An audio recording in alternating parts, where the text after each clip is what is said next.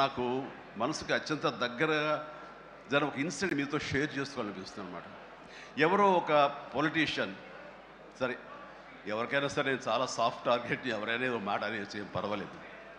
అలాగా ఒక పొలిటీషియన్ నన్ను అకారణంగా, నేను ఇప్పుడు పాలిటిక్స్ చాలా దూరంగా ఉన్నా సరే నా గురించి ఏదో అవాకులు చవాకులు ఆయన పేలినప్పుడు, ఆయన మరొక చోటకి ఏదో ఒక ముంపు ప్రాంతానికి ఆయన వెళ్ళటం జరిగింది. అక్కడ ఒక స్త్రీ, ఒక ప్రౌఢ ఆవిడ అది మిడిల్ ఏజ్ ఉంటుందేమో, మిడిల్ ఏజ్.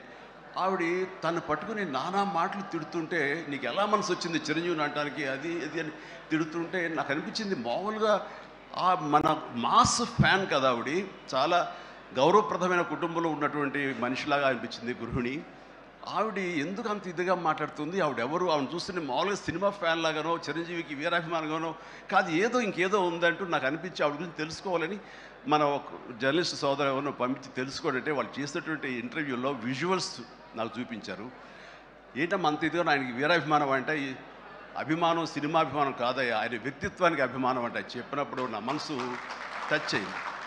ఏంటమ్మా అంత ఇదిగా, ఏంటమ్మా ఆయన మీకు ఏమైనా సహాయం చేశారా, ఏం చేశారంటే సహాయం చేయటువంటి అయ్యా, నా బిడ్డ ప్రాణాలను కాపాడాడు అని అన్నప్పుడు, ఏ విధంగా ఏంటి అని అన్నప్పుడు, నా బిడ్డకి రాజమండ్రిలో దగ్గర ఒక పల్లెటూరిది, రాజమండ్రిలో కానీ కాకినాడలో కానీ నా బిడ్డకి ప్లేట్లెట్స్, డెంగ్యూ వచ్చేసి ప్లేట్లెట్స్ బాగా డౌన్ అయినప్పుడు వితిన్ అవర్స్ నా బిడ్డ కనుక ప్లేట్లెట్స్ సమయానికి అందకపోయి ఉంటే కనుక వాడు ఏమైపోయాడు, పాటిగా దూరం అయిపోయేవాడు. అంటే ఒక 8 ఏళ్ల బాలుని అబ్బాయిని పిలిచి పక్కన కూర్చోబెట్టుకుని ఆ తల్లి చెప్తోంది, మరి ఎవరో చెప్పారు చిరంజీవికి ఫోన్ చేయపోయావమ్మా. నేనేంటి చిరంజీవి ఫోన్ చేయటువంటి, ఎక్కడి నుంచి చేయగలను, ఆయన ఎక్కడో ఉంటాడు, ఎలా చేయాలి ఫోన్ అని తెలియని పరిస్థితుల్లో, లేదమ్మా బ్లడ్ బ్యాంక్ చేయి, వాళ్ళు ఖచ్చితంగా ఎత్తుతారు ఫోను, నీకు కాల్ సహాయం చేస్తారంటే, వాడు గంటల్లో కావాలి, అది ఎక్కడో ఉంది హైదరాబాద్లో, ఎలాగొస్తుందో అనుకున్నాను. కానీ అయినా సరే ఎక్కడో ఆశ చావక ఫోన్ చేయడం జరిగింది. ఫోన్ చేసిన తర్వాత అక్కడ స్పందించి అక్కడ సిబ్బంది వెంటనే రాజమండ్రి పరిసర ప్రాంతాల్లో ఉన్న అభిమానులు, ఆ బ్లడ్ గ్రూప్ ఎవరికైతే ఉందో అభిమానుల్ని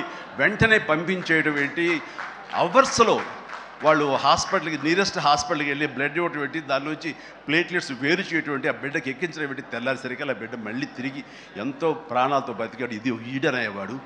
ఆయన కనుక సమయానికి చేయకపోయి ఉంటే నా బిడ్డ ఏమైపోయాడు. అలాంటి మనుషుల ఈ తుచ్చులు నీచులు కలిసిందని మాట్లాడతారు. వాడిని నాకు సరిపోలేదు, దగ్గరికి వెళ్ళి ఉంటే ఏమి చేసేదాన్ని అని చెప్పేసి అప్పుడు అంటుంటే చాలామంది అంటారు, ఏమని మిమ్మల్ని ఇలా అటాక్ చేస్తుంటారు సోషల్ మీడియాలో మాట్లాడుతుంటారు, మీరేం మాట్లాడరు ఏంటని. నాకు నేను చేసినటువంటి మంచి కార్యక్రమాలు, నేను పొందినటువంటి ప్రేమ అభిమానం, ఇదే నాకు రక్షణ కవచం. నేను మాట్లాడక్కర్లా, నేను చేసుకున్న మంచి మాట్లాడుతున్నట్టు నేను అలాగే అంటుంటాను, ఇది సత్యం. సో ఆ తర్వాత మళ్ళీ ఆ సదరు